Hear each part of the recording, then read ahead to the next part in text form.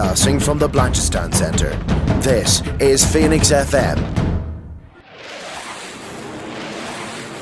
This is 92.5 Phoenix FM, community radio for Dublin 15.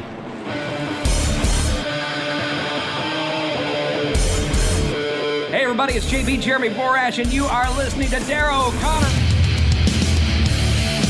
Yo, what's going on? It's Leon Slater, and you are listening to Darrow O'Connor on the Wrestling Rewind. You get me? This is Impact Wrestling superstar Cowboy James Storm. This is Jeff Jarrett, the King of the Mountain. I'm Tom Hannafin from TNA Wrestling. You're listening to the Wrestling Rewind. And if you're not, sorry about your damn luck. The Wrestling Rewind, the only wrestling podcast by fans who don't hate wrestling. Hello, folks. It is Tuesday here on the only wrestling podcast by fans who don't hate wrestling, the Wrestling Rewind. We have a lot of shows dropping, coming out, and also segments up on YouTube. So if you're not listening to us on YouTube, what are you doing? Go over, subscribe. Nerd to Know Media on YouTube is where you can get breakdowns of the show, the full show, and also randomly just extra content that's done, interviews or stuff that doesn't make the radio. We are a radio show first and foremost. We're a podcast second, and we're whatever this is, third or fourth. So we do appreciate you wherever you're listening to us, be it on Phoenix FM, be it on Nerd to Know Media, or wherever else you have found us. We do appreciate you listening. So please do like, share, subscribe if you're listening to us on YouTube. And this week we have a lot to get through. We're go home to Elimination Chamber, one of the worst Raws in history, apparently. Although I enjoyed it for a reason we'll get into. We have TNA stars showing up. TNA really kicking ass at the moment. AJ Styles news. Everything has kind of happened, and we're going back in the time machine to talk about Elimination Chamber 2015, which doesn't feel like 11 years ago. But thank you, Christopher, because it is 11 years ago. Yeah. And that made me feel old. So how are you doing, sir? Not too bad. And that's the chamber that I actually got to go to when they announced it that previous Monday on Raw.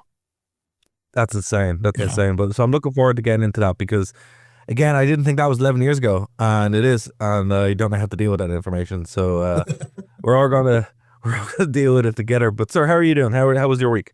Not too bad. Birthday weekend went off without a hitch. Not too shabby. I'm here. Hell yeah. Also, congratulations to the US hockey team, the women's and men's team. That was a stellar experience. I mean, I've never been to Canada. I have some Canadian friends, but I've been to the US, so I was like, who do I cheer for? So I was very happy to see the Americans win. We were on the way to a game on the Sunday. So we were watching the game on the phones on the way to Belfast. And then we got to see the Giants win 7-0. So it was a very fun game of hockey. So congratulations to everyone there, because that was great. Look, I'm not saying, I know this is the hockey podcast, but at the same time, when you get like world-class experiences like that to be able to see for free, that's great. I wish wrestling had something like that, even though it's not a real sport, it's worked, it's blah blah blah. It would be cool to have something like that. Now I know TNA have done the World Cup before. You could say that the Continental Classic is that, and then there's like the G1 and stuff like that as well, but you have to pay for that. It's not just something that's on that level that everybody can talk about, because hockey's niche enough outside of Canada, and the whole world talking about it was pretty cool. Yep. So, there's just those points when you're a wrestling fan going, it'd be cool if we had something like that, but how would you do that? It would seem that maybe now in this time where AEW exists, and that's the whole point of it really, that they could work something out and you have some kind of cross-promotional thing. But I don't know if wrestling could ever get to that level where everyone is talking about it again. Maybe if they joined forces and did a joint show like with AEW and WWE, maybe, but I don't see that happening, especially with all the stories that have been coming out the past week or two. Yeah, no, absolutely. And it's one of those points where you're just like, you wish it could happen, and it kind of takes you back to when the whole WCW WWE thing, where you have to be careful. It's kind of like the monkey paw thing where you get your wish, and then it's like the invasion from 2001. So maybe we're better off keeping it where it is. Fair point. But look, I have to get into this first and foremost. We were right. And there is a very popular video on our YouTube now, if you haven't seen it, saying that AJ won't ever go to AEW or won't be going to AEW initially. And some people are like, no, he will. He's going to go over. He's going to have these dream matches with Will Ospreay. It's like, that would be cool. Yeah. I said, I'd love to see him against Will Ospreay. I'd really love to see him against Kenny Omega, but it just didn't make sense. No. His entire life really is either tied up with WWE or their main partner right now, TNA. Why would he risk all that? And look, we got some clarity around what happened. Came out on Raw this week, put down the gloves. Taker then came out and was like, hey, look, you're in the Hall of Fame. And even before that happened, I thought this would happen a little bit later, but even before this happened, there were still rumors that he wants to be a trainer, which was interesting. And since then, it's been confirmed that his son wants to wrestle. So where's his son going to start wrestling? Well, he's not going to go off to the Indies. It's going to be in WWE, right? So when you start putting these pieces together, you're like, it was always going to happen that way. But again, I think it's funny when something like this happens, where if you lay all the pieces and go with the most logical one, you can still put together like a really entertaining counter to that. And as much as I would have liked to see AJ's even running TNA, my main belief was he was going to go to TNA and do X, Y, and Z. That could still happen. But when the facts came out, it's like he didn't take the gloves off in Saudi because he wanted to come back to America. Yeah. In Georgia, which is fair. That's where he's from. He wanted to take them off in his home state, a couple of miles from where he grew up. Makes sense. He wants to be there for his son. He wants to be able to train the younger talent. Also makes sense. And then the Hall of Fame. I mean, he's not going to work his entire career to just throw it away for a couple of bucks. And then there's also TKO. We're like, right, how much do you want? Yeah, Tony Khan might have deeper pockets in some sense, but TKO knew what they were doing, and they're like, look, we can't let him go to AEW. The TNA thing maybe, but AEW, if that headlines Wembley, that's going to be a huge own goal. So AJ wrote his own check, and again, like apparently he has some neck issues. So this was very, very obvious, but at the same time, I can see why people were saying what they were saying. But looking back at some of the comments, it's like either we were going to be really silly and have an egg on our face here, or we're going to be correct. And it's pretty interesting to sit here and be like, whoa, we called this one very accurate. What do you think, Christopher? It's funny because today, this afternoon, actually, there was a gentleman on his TikTok that said AJ, WWE signed, or they put him in the Hall of Fame just so they could prevent him from being in AEW for their March or April show. And then the very next video when I scrolled up was AJ saying, I'm done. And I'm like, let me screenshot that and save that link and post that in the comments, because obviously people are misinformed. And even when you prove people wrong, they still want to say that, oh, you're just marking out. I'm like, it's AJ saying it. I mean, yeah. I'm not going to, if somebody else says it, maybe I'll listen to it. But if it's from the man saying, I'm not going to AEW, I'm staying here, I just signed a new contract, blah, blah, blah, blah, blah. But yet the IWC wants to make up their own opinions just to get the clicks and the views. And it's the word that I learned that I didn't realize was a thing, the grifter thing. Mm-hmm. It's like, all right, fair enough. Maybe some people are doing it for that reason, but it's like, as I said, we're a radio show first, so there are certain things that we got to do. We got to check our sources. Oh yeah. Which I do think, if you're listening to a wrestling podcast and you just make stuff up, maybe don't listen to that. And that's why we said we're a wrestling podcast. Don't hate wrestling, because we don't. The goal is we check our sources. We're a radio show first, so we have to kind of go with what we're saying. And if we do make a guess, it's an educated guess where it's like, this is the most likely. And it's hard even still when we're doing shows to be like, hey, I'd love to fan book this, and it's a very, very, very, very hard habit to get out of, particularly when you're still starting off. I don't know about you, Christopher, but one of the easiest things in the world when you started doing a podcast, when I started back a couple of years, many years ago now at this point, it was kind of like, oh yeah, we'll fantasy book this, and yeah, while that's fun to do, that's how you end up in this circle where it's like the man literally says the thing out of character as a news item, and they're like, yeah, but I would do it this way, and you're like, no. You're missing the point here. You're not AJ Styles, it's wild. It's wild. And I know on my podcast, I've been saying, he's not going to AEW, and people are commenting, no, your fantasy booking. I'm like, I'm giving an opinion. I don't need to fact check that. That's a straight up opinion of what I think he's going to do based on what I've seen from AJ over the past, 10, 11 years he's been in WWE. I thought he'd go back to TNA or New Japan before he'd go to AEW, but he's like, nope, hanging him up, I'm done. Yeah, with the fact it was with the urgency in which he retired was the thing that kind of gave it away. It's like he didn't hang on. He wasn't like, oh look, I'll do it out at this point.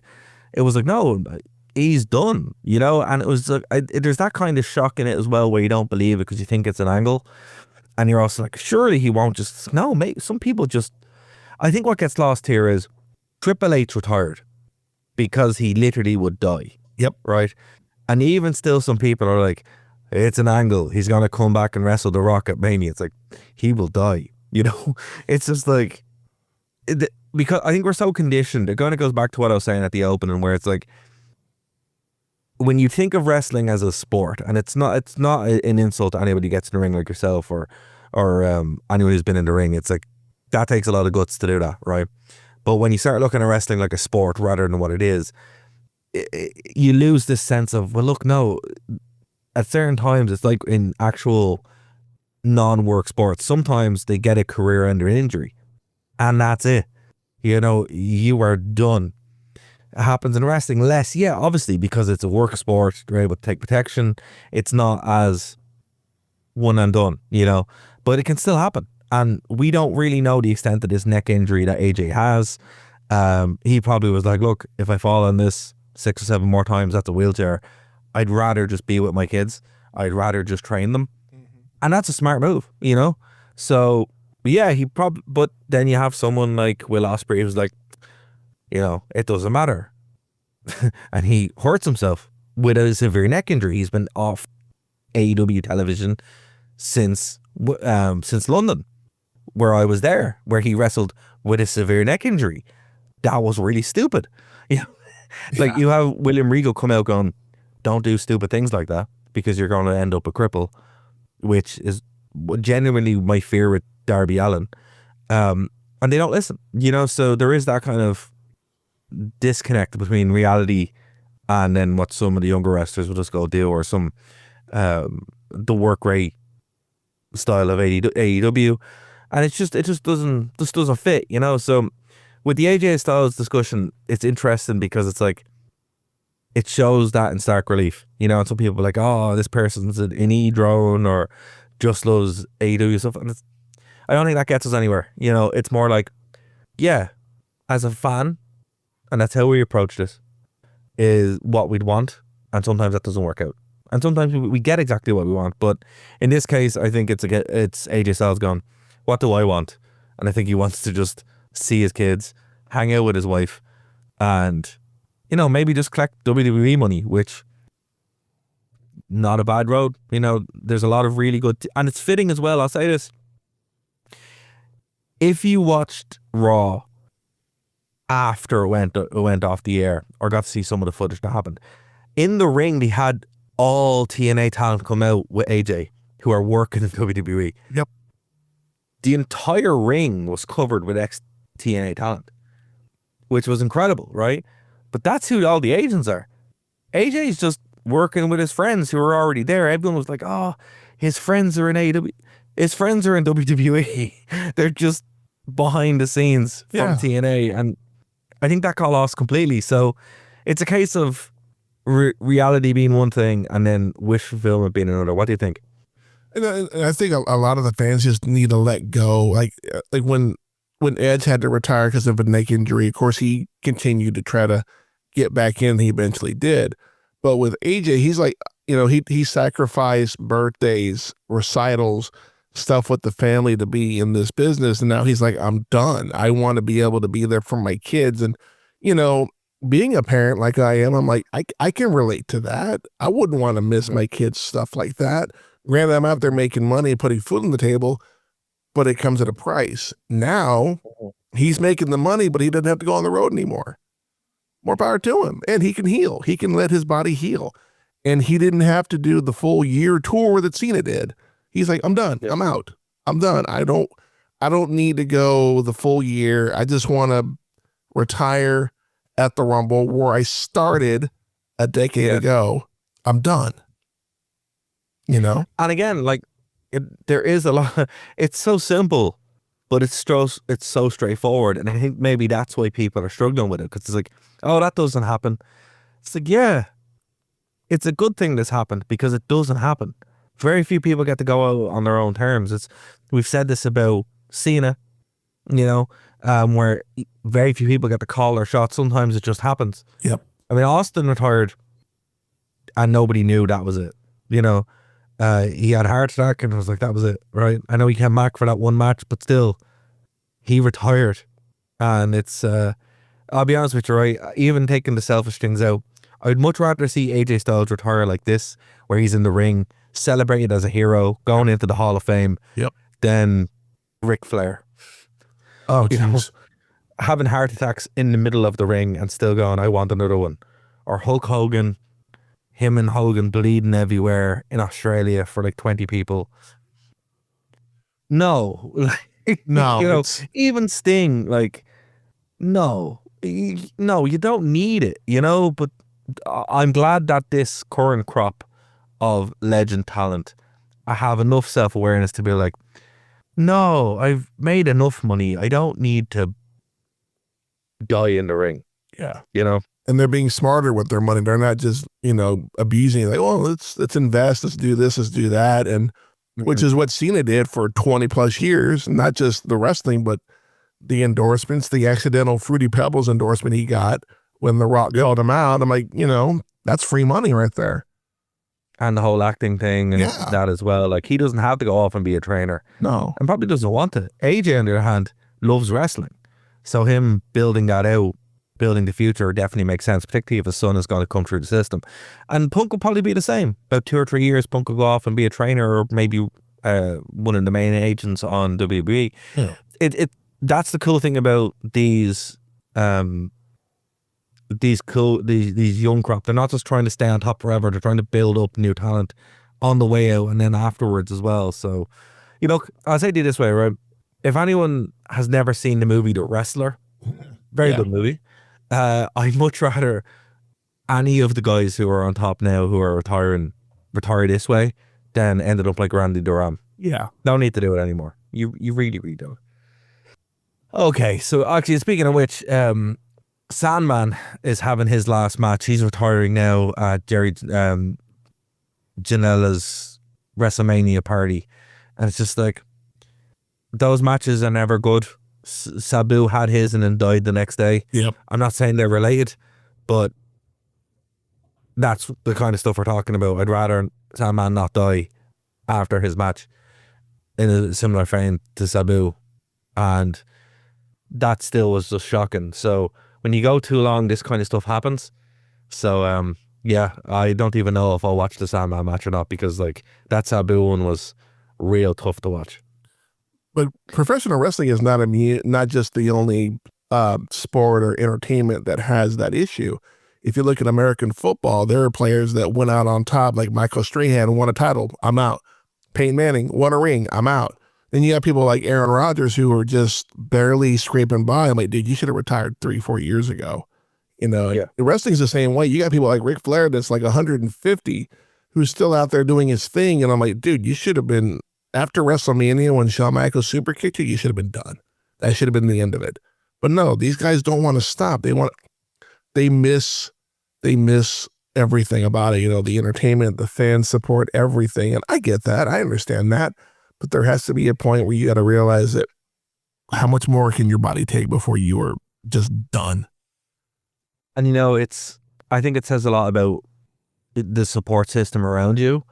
Like AJ Styles, his wife always seems to have kept him grounded. Yep. A lot of people don't know the reason why AJ didn't leave TNA for so long is because his wife was one, raising the kids, but also she's a teacher, and he wanted her to have a career as well. Yeah. Which says a lot. Like, he didn't want to have to move her away from Gainesville, or even Orlando, wherever they were based. But Orlando's not really that far from Gainesville, So it's just like, there's that element too. You know, AJ had a wife, had a kids that he's still with and still around. Ric Flair, Not so much. not so much. You know, it's just not like, in the 2000s, the 80s and 90s. Yeah, he did. But as he got older and the kids got older, it's like, let's downsize. But you also start collecting wives then at that point as well. Yeah. Another conversation. So look, it's just for anyone that's disappointed, it's like, I get that. But on the other hand, it's like AJ will be around for a long time and you'll still be in WWE. You'll still have his appearances. And not that he never get back in the ring. It just, you know, doesn't have to. And think about it as well. You have AJ Styles teaching the young wrestlers how to wrestle. Come on. That's not a bad thing. Not at all, right? And bumps don't feel good, ladies and gentlemen. I'm sorry, I hate to break it to you, but bumps and chair shots, they hurt a lot. So yeah. I can understand. He's like, no, my body can't. And even Cena, my body can't take it anymore. I understand. Taking a couple of chair shots, taking a bump or two, I get it. More power to you. Go out on your own terms. Exactly. And he did. And again, like, yeah, that Wembley show would have been great, but at what cost? Edge came back, Adam Copeland, whatever you want to call him, jumped off a top of a cage, leg exploded. Yep. Come on. No. Like, Daniel Bryan came back. Daniel Bryan's in a terrible condition at the moment. Yeah. A lot of people don't talk about that. It's just like, you have to know. I think you said it right. You know, you can go in, do what you need to do, and then leave, or stay too long. And there are these documented cases where guys went back. Daniel Bryan was told to not go back, went back anyway, is in a worse condition now than he's ever been. So yep, it's sad, and that's what William Regal was talking about, you know. So it's great to see that some people learn from it, but it's sad to see that the fans just don't know when to be like, let's just chill. But you know, definitely something to consider. Something else to consider though, all the good that we're talking about on the WWE side, it's time to really go, whoa, right? Raw was something else this week, and it was not a good thing. One of the things I loved about Raw this week, though, actually, I have to, other than the AJ Styles stuff, which we've talked enough about, I can't believe we got Abyss on WWE television. Like, real Abyss. Now, I know he's an agent backstage, but still, this wasn't Chris Park. This was Abyss. He did the whole Abyss mannerisms, had the mask. And then we got Frankie Kazarian. So I was just like, wow, I honestly never thought I would see Abyss or Frankie Kazarian on WWE television. I know Abyss was in the WWE 2K25 game, which was really cool to see.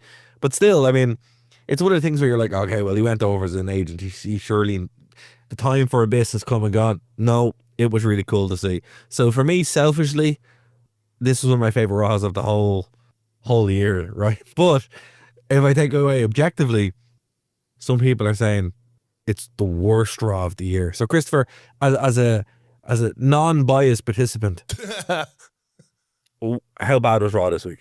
It was pretty bad. I mean, and I'm not just saying the show in general. You got one of the top guys trying to break up a pin, tears a bicep, you know, tears a muscle. He's done. He's on the shelf for a minute. And then Jey Uso gets his shot in the chamber, and it's well documented how I feel about Jey Uso.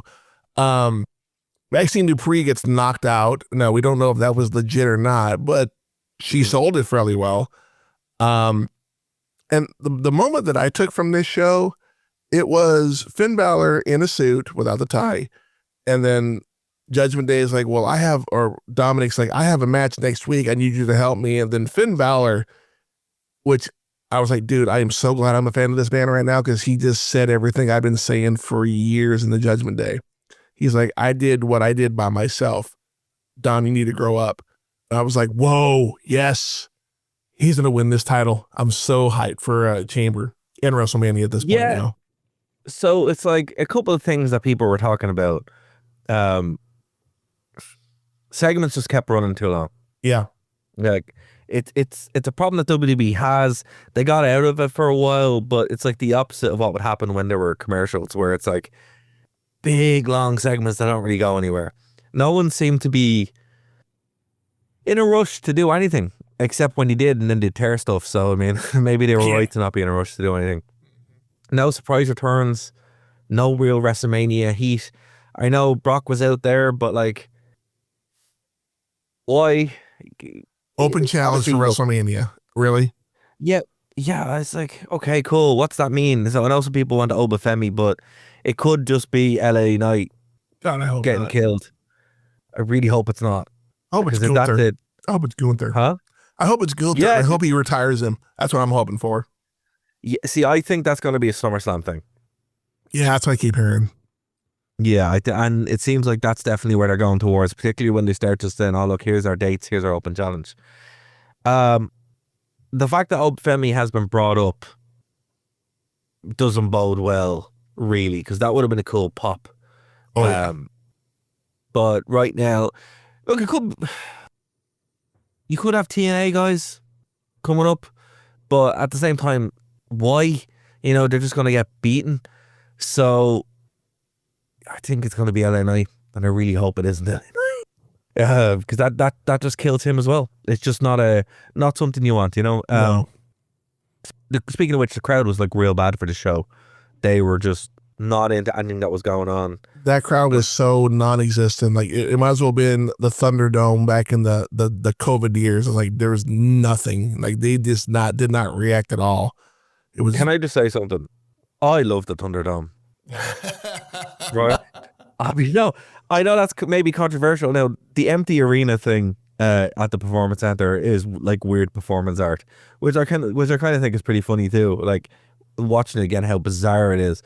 But the Thunderdome thing, I actually enjoyed it. You know, it was definitely a unique look at how to do wrestling, and even, you know, in the games you can still choose to put stuff in the Thunderdome. A lot of my 2K games are played in the Thunderdome. I think it's one of the most interesting things WWE have ever actually done. And I'll be honest with you, if the toss-up was a Thunderdome crowd or this crowd, give me the Thunderdome. Oh yeah. 'Cause at least at least it looks weird, you know, at least it's something creative. Here's the thing as well, right? Imagine going to this Raw, which, assuming the prices were the same as they were in Belfast, £400, to pay £400, which is $450, which is 420 euros, to sit there and do nothing. Yeah. Why would you bother? Now, I know you got The Undertaker.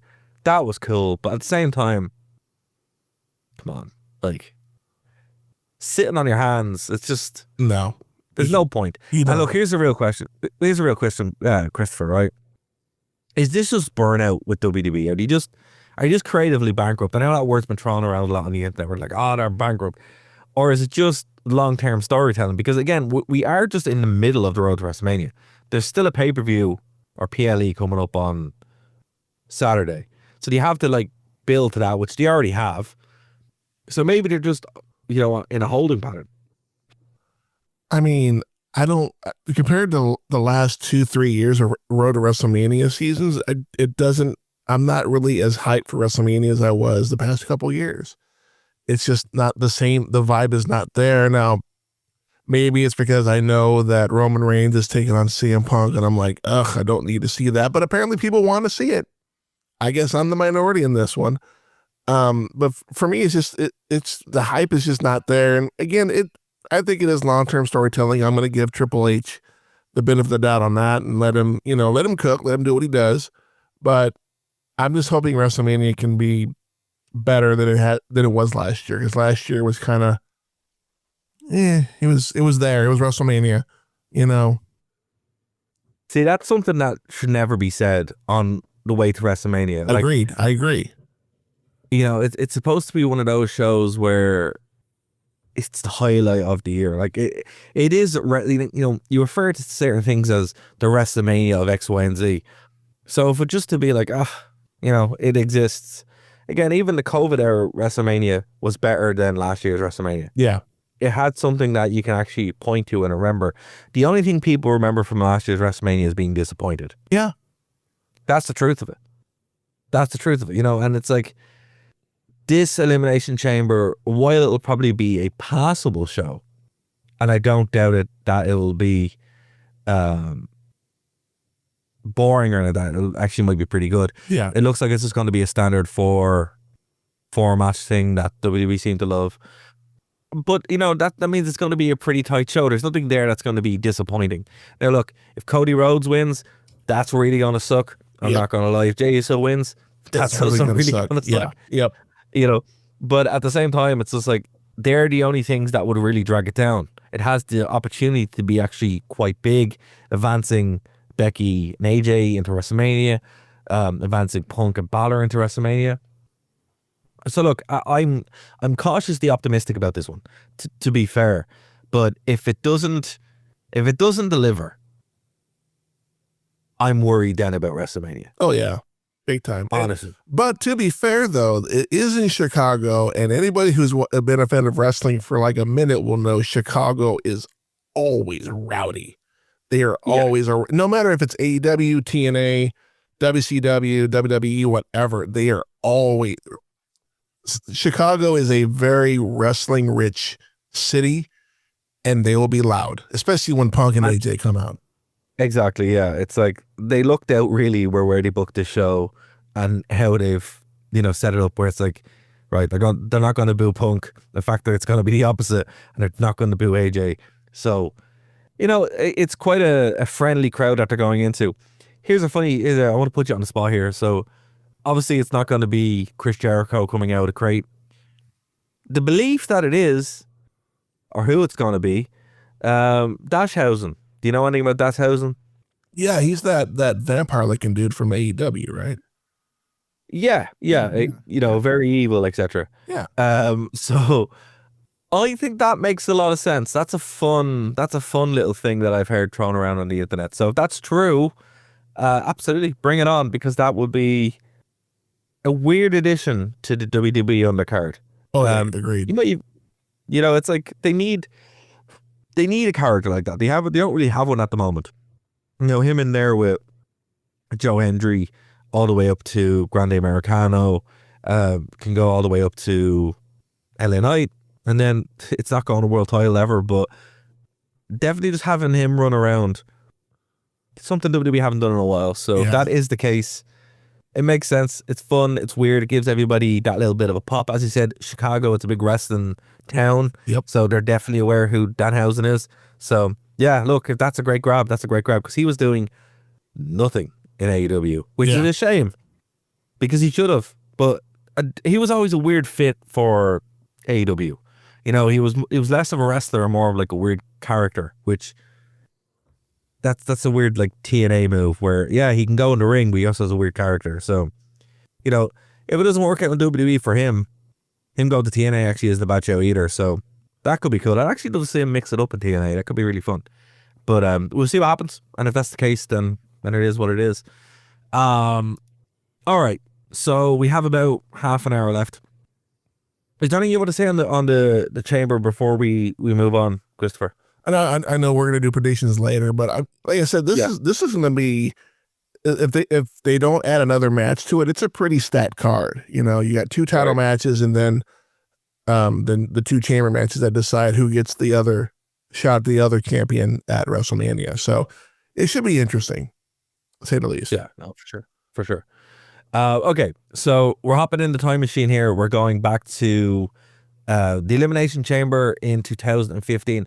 One of the only times that it wasn't in February, like as the pay-per-view. Because what happened here was they had it as a pay-per-view, they got rid of it, they randomly decided that this show was going to be it, and then it was in May. So Christopher, you were actually here. Yep, I was there at that show. They announced it that Monday on Raw. I remember Seth Rollins was feuding with Dean Ambrose at the time, and they said, oh, by the way, Elimination Chamber this Sunday. And I'm like, what? I immediately pulled out my laptop and was looking for tickets, like that quick. But what's crazy is the attendance is only like 7,000, so it's like not even that big of a show. It just seems to be they were like, this was a house show that they were just like, yeah, let's do it. Now apparently the reason why they didn't want to do it was because the chamber is very, very heavy and bulky to like bring around. Mm-hmm. So they didn't really want to do it. So something must have changed, because they already had Fastlane and Roadblock, which were actually not bad shows, to be fair. Roadblock is actually a really good show. When they did do it just before WrestleMania, Dean Ambrose and Triple H, That was a really good match. And I've actually enjoyed that a little bit more than some Chamber pay-per-views. It's weird. The pay-per-view just before WrestleMania, for me, is always a weird one. I love the Elimination Chamber and I hate the Elimination Chamber because it's like, what's the point of the Royal Rumble if you're going to have a Royal Rumble type match a couple of days later? You know what I mean? Yeah. So it's just like, my favorite use of the February one, other than Roadblock, because Roadblock makes sense. It's like, this is the final hurdle before you get to WrestleMania. I think that's really cool. Was St. Valentine's Day Massacre. Oh, yes.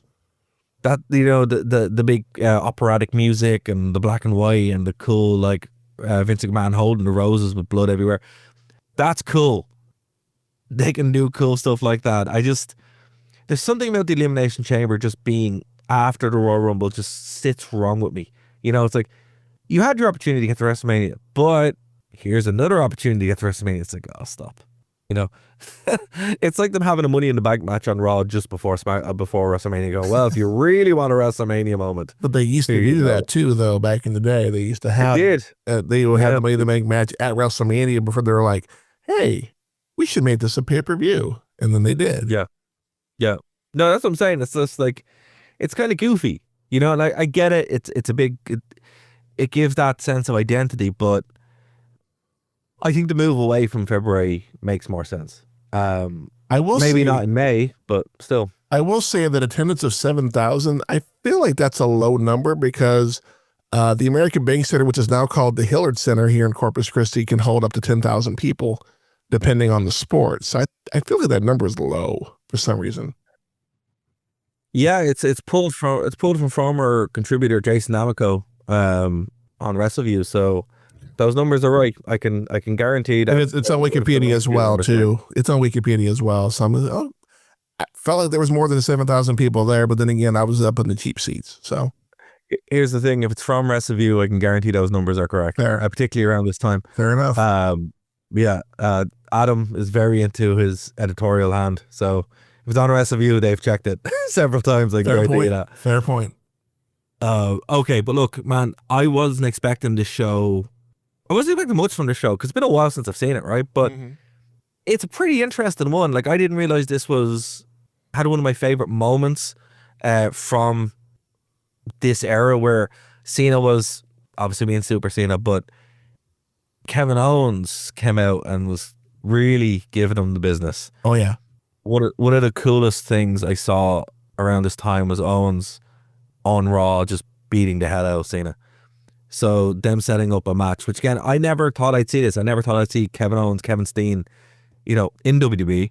Never mind beating up John Cena, who at this point, we were all doing the Super Cena booing thing. We were Cena boo birds. Not you. No. Oh no. Not you. But a lot of the IWC and a lot of podcasters and that just were like, no. And people listening back to the old international desk will know how much I was not a fan of Cena. And that's putting it very mildly. I'm not gonna lie. So this was really cool to see, so going back and having this period like enshrined, very, very cool to see.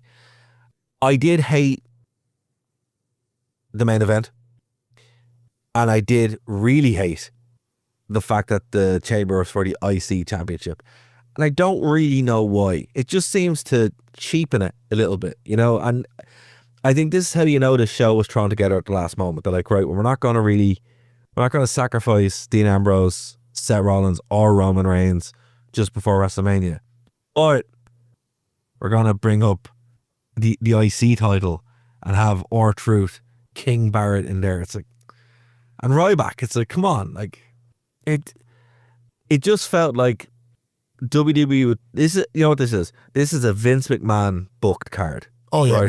big time. And it really is. And it kind of goes back to, look, the 4 matches thing on modern PLEs kind of suck, right?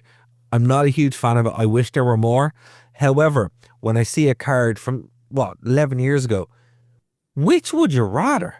Yeah, I would prefer the tire card that we're getting on Saturday, which is going to end probably 2.5 hours. That's fine, and you can go do something else.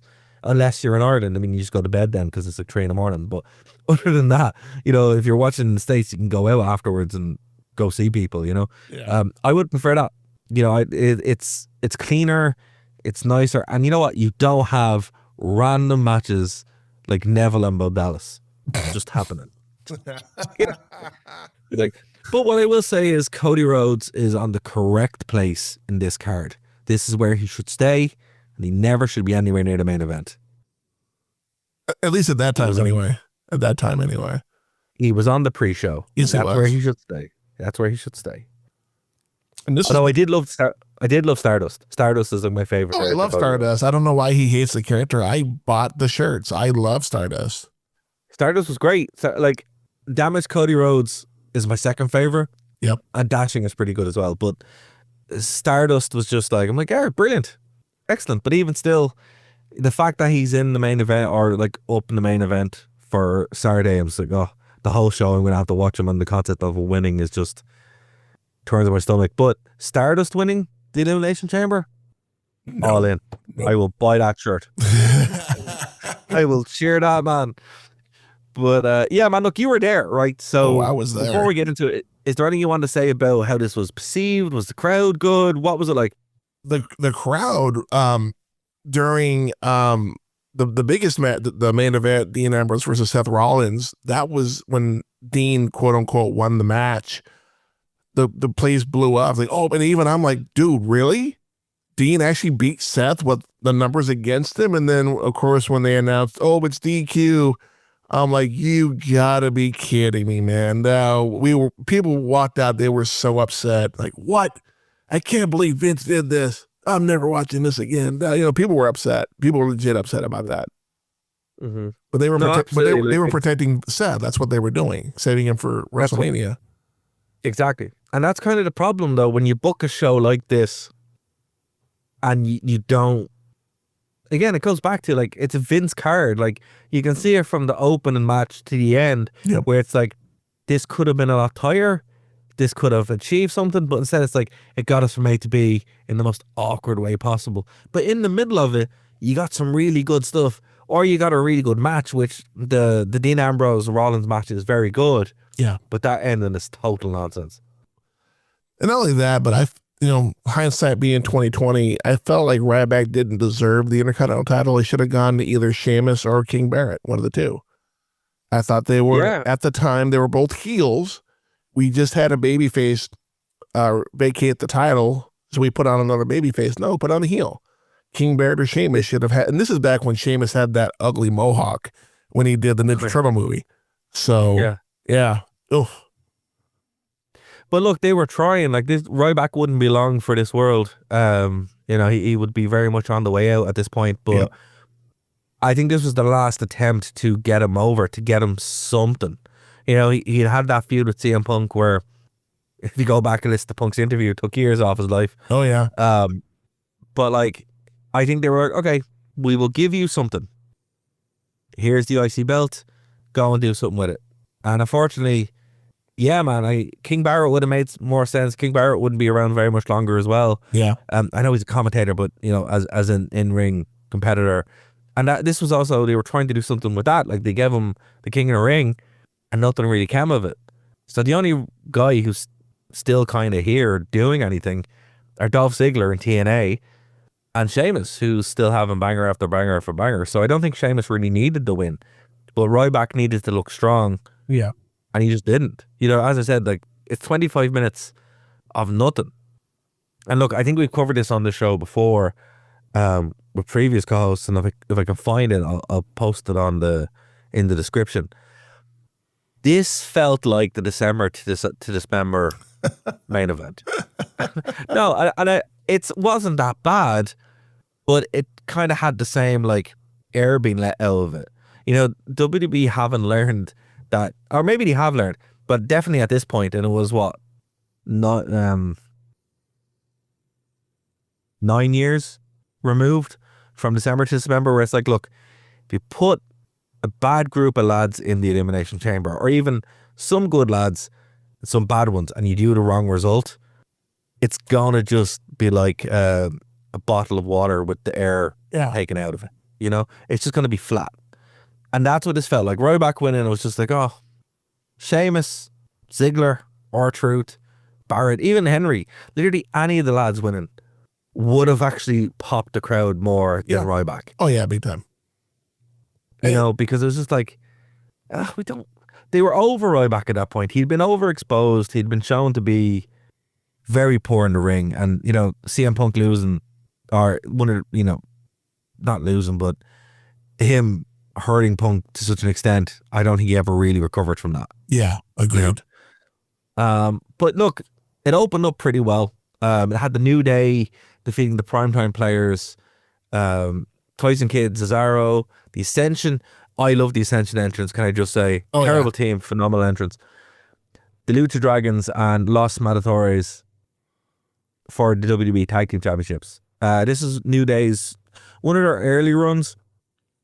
Still really good. Really good match. I have a lot of love for these tag team elimination matches. Really cool that was in the chamber. That was a cool take. So it's kind of Tale of Two Cities here. You have like a really bad elimination chamber and a really good one. I think they should revisit this. This tag team format was super fun. And that's back when the New Day were still kind of new and they were being booed. Like people were chanting New Day sucks. They weren't quite over with the crowd yet. They still had another couple of months before they started getting over. But yeah, definitely the heel champions at the time. I do remember, I believe it was, who was it? I think it was Kalisto that went to the very top of the chamber, then let himself go. And then El Torito tried to do the same thing. And it just didn't work out for him the way it did for Kalisto. Still a cool moment though. And as I said, you know, it is the Tale of Two Cities. I hate when they have like a lower title in the chamber, but with a tag team format, it seems to work even better because there's more bodies around, there's more spots. Yeah. And also as well, you're not really focusing on, oh, that guy kind of sucks. It's more like, okay, cool, what cool stuff can we see? And it had the right result. Kinda. I really like the Ascension. I'm going to put my bias here. Those guys were cool. That entrance was badass. They were really good in NXT. Should have had a better run. So anytime they're there, I will say it, right? Also, their music is awesome. But no, for real, the New Day were the right pick. The right pick there. But yeah, like it's like you compare that 24 minutes. Much more enjoyable match. Crowd way more into it. And it was one of the highlights of the whole show. Yeah, it was a good match from what I remember being there live and then watching it again. I mean, this is not a horror. I was a big fan of the part-time players back in the day. Darren Young and Titus O'Neil just loved them. Millions of dollars, loved them. They were such a charismatic tag team that I wish they'd gotten more of a push as the tag team, you know, into the tag team title hunt and all that, but they never really did. It worked out well enough for them, all right. I mean, Darren Young went over to New Japan, and Titus O'Neil is doing the whole global ambassador thing. So, and then Tripped at the biggest Rumble and went out for fame. Yeah, it'll live forever in infamy. Yes, it will. Oh yeah. Nikki Bella defeated Naomi and Paige in a truly horrendous match for the WWE Divas Championship. Now here's the twist in the tale, right? Naomi would go to WWE or would go to TNA as Trinity and then come back to WWE, where she is one of the best women's performers of her generation. But folks, she wasn't there yet. No, she wasn't. It was anywhere close. Really, really bad. Like, this match is horrifically bad. Paige can't save it. Nikki Bella is in there struggling even more than Naomi is struggling. It's a horrendous match. And this really is. This is a couple of months. This is a couple of months away from when they called up a bunch of the Four Horsewomen up, and they had the Women's Revolution. This was like a couple months away from that, where Becky, Charlotte, and Sasha get called up. Then of course you have Paige, who was already there. But this is. I think at this time the women's division was kind of slim pickings, because you still had people like Alicia Fox that were going for the Divas title. So. Yeah, this match, yeah, as good as Paige is, she just could not save this match. No. I mean, if you wanted to make it worse, they would have put Alicia Fox in, but still, it was really, really bad. But then it's followed up by one of the highlights of the entire show: Kevin Owens as the NXT champion defeating John Cena defeating John Cena. Clean. Who was the US champion at the time. And he was Super Cena still. A win over Cena was something relatively unheard of. And yeah, Kevin Owens beat him within 20 minutes. I hated Kevin Owens for the longest time after this match. I hated him so much. Like, how dare you? And it's no secret. I'm a Cena fan, have been since day one. I was there at the American Bank Center with my WWE Heavyweight Championship spinner belt, repping it, doing my thing. And my brother, who was with me, has a video of me cussing and upset, throwing a tantrum that Cena lost to Kevin Owens. Yeah, I was very angry, but I've come to understand why Cena had the hate and why Kevin Owens had to win this match. And apparently they had a rematch at the Money in the Bank show the following month. Yes, they did. To say I had the opposite reaction would be underplaying. I was very happy. Still, it's still very satisfying to see. But it was a great match. Arguably the match of the night. Yeah, no, I think their Money in the Bank match wasn't nearly as good. There's just something special about this. It's kind of like, you know, when Cena went against Sabu or he had the interaction with Sabu on SmackDown before the one night stand match. It was kind of that moment where I was like, "Ooh, this is something we've never seen before." Yeah, that's really cool, you know.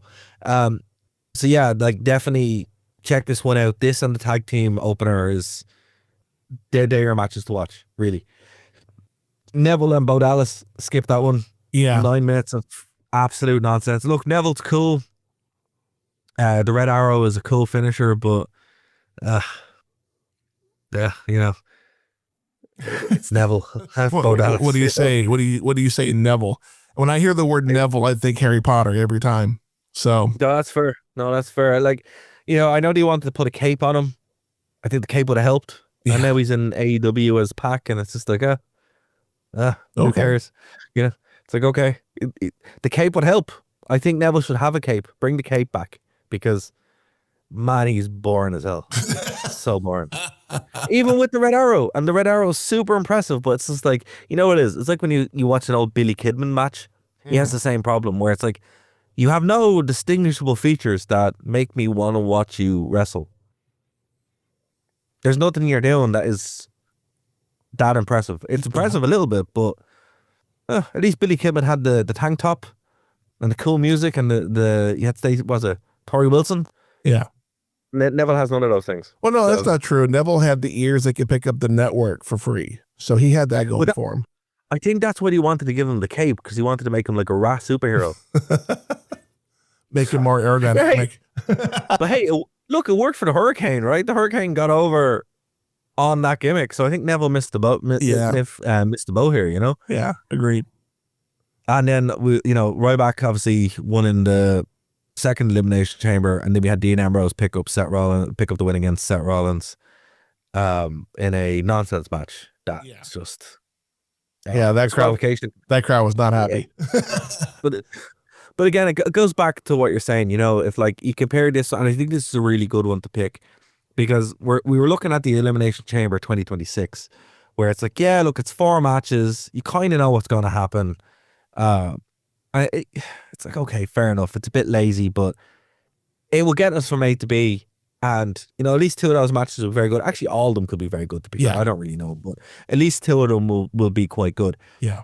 I would take that over this 6 on TV match card where you can skip pretty much all of it. Look, in reality, folks, you're getting 4 matches that were worth watching. You're still getting the same, and I think that's the thought process that WWE are having now. They're like, look, we can give them 6 or 7, we can give them 7 or 8 matches, or we can give them 4 good ones. And that's probably what WWE have decided, where they're like, we'll just trim the fat completely. So, yeah, again, there's 4 matches on this that I'd watch out of the 7. It's quality over quantity, you know? Yeah. Yeah, and it's just, you know, again, if you were rebooking this one, you'd give a better Elimination Chamber match instead of the IC one, keep the tag team one, and then you have a champion versus champion, and then maybe rebook the World Heavyweight Championship, and then there you go. And that's a decent show. But definitely, under all costs, folks, do not watch that Nikki Bella Naomi Page match. It's 6 minutes. You can't get back. Trust me. That's a bathroom break match. Good. Bathroom break, Oh, yeah. snack break. Yeah, absolutely. I suppose that is the one bad thing about the way modern WWE shows are booked. You don't really have your bathroom break anymore. You know? It's an unexpected consequences of how they're booking things. But look, speaking of which, we have about a minute, so we're going to do a fast round here.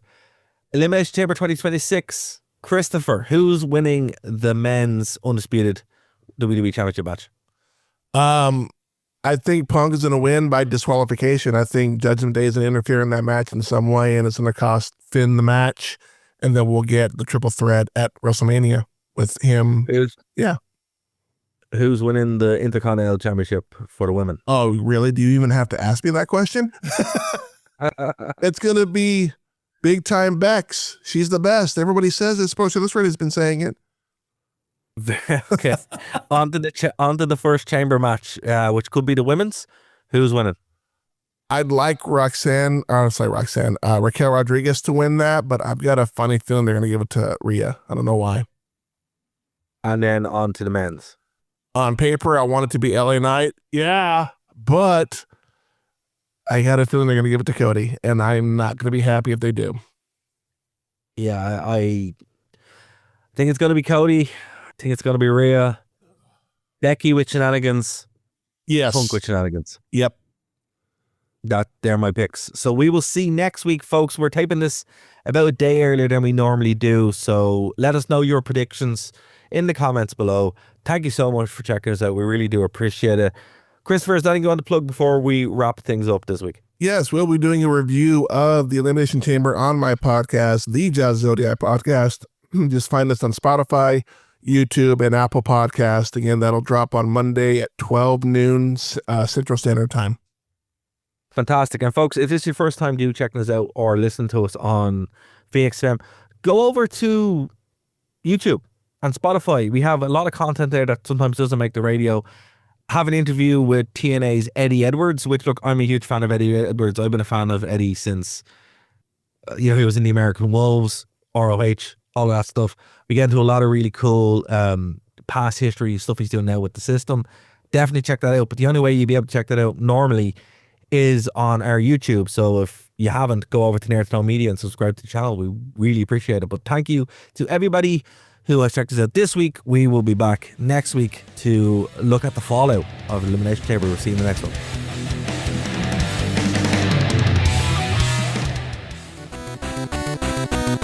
Thank you for listening to a Nerd to Know Media production.